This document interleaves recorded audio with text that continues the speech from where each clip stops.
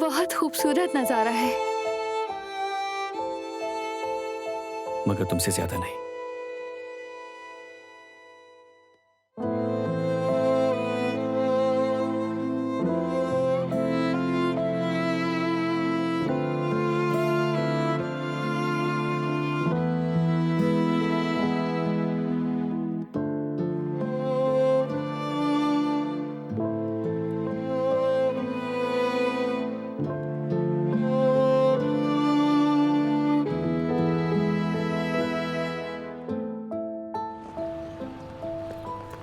लगता है हम यहाँ जुदा हो रहे हैं। ओह,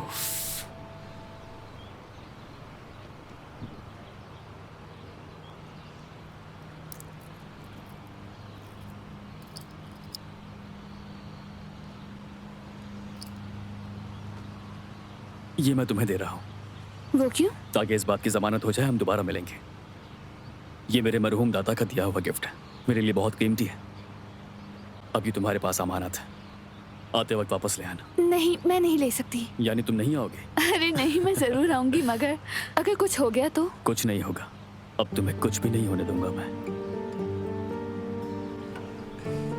तो फिर इसे निकाल देते हैं रोमियो। अरे हाँ, ये तो हम भूल ही गए थे। अच्छा, वैसे मेरा नाम? कोई जरूरत नहीं। बहुत जल्दी है क्या? नहीं, जल्दी तो नहीं है।